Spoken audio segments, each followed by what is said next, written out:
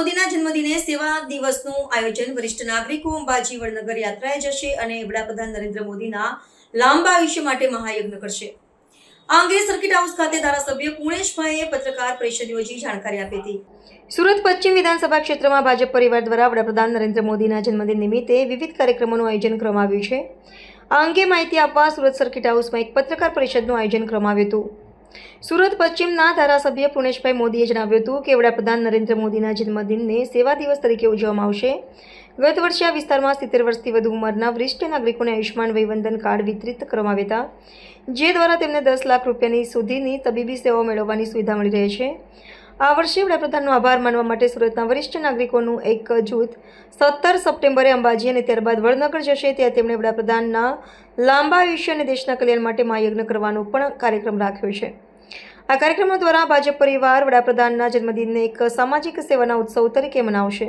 17 September 2025 બુધવાર વિશ્વ નેતા અને હિન્દુસ્તાનના યશસ્વી પ્રધાનમંત્રી આદરણીય શ્રી નરેન્દ્રભાઈ મોદી સાહેબનો જન્મદિવસ સેવા દિવસ તરીકે ઉજવવાનું નક્કી કર્યું છે। ગત વખતે 70 વર્ષથી વધુ વયના લોકોને આયુષ્યમાન વયવંદનના કાર્ડ કાઢી આપીને એમને તબીબી સહાયમાં 10 લાખ સુધીની સુવિધા મળી રહે તેવા હેતુથી આ કાર્ડ કાઢવામાં આવ્યા છે। એવા સિનિયર સિટીઝન વરિષ્ઠ નાગરિકોનો સાહેબને આભાર માનવા માટે 17 તારીખે અંબાજી પહોંચશે અને 17 તારીખે બપોરે વડનગર પણ પહોંચશે। અંબાજી મુકામે બા અંબામાના મંદિરમાં શ્રીયંત્રની મહાપૂજા કરશે અને મોદી સાહેબના દીર્ઘાયુ માટેની પ્રાર્થના કરાશે।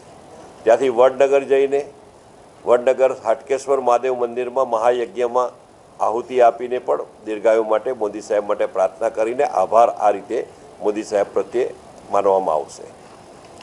બીજો જે કાર્યક્રમ જે છે ડિસ્કાઉન્ટનો, રાંદેર, અડાજણ, જહાંગીરપુરા, જહાંગીરાબાદ, પિસાદ, પાલ, પાલનપુર આ બધા વિસ્તારમાં અનેક વેપારીઓ, દુકાનદારો, શાકભાજીવાળા, રિક્ષાવાળા, ફેરિયાવાળા, હેર કટિંગ સેલૂન વગેરે વગેરે અનેક નાના નાના વેપારીઓ એ પોતાની યથાશક્તિ મુજબ એક દિવસ માટે હોસ્પિટલ પણ છે, રેસ્ટોરન્ટ પણ છે, ડિસ્કાઉન્ટ આપશે, જેને કારણે મોદી સાહેબના જન્મદિવસને પણ એક ગરિમામય ઉજવણી થઈ શકે અને સાથે સાથે જે જરૂરિયાતમંદ જે ગરીબ વ્યક્તિ જે છે, જે સામાન્ય માણસ છે, એને ખરીદી પર અનેક પ્રકારના લાભ મળે। તો આ લાભ મળવાના કારણે લોકોને પણ એનાથી ફાયદો થાય ખરીદી પર।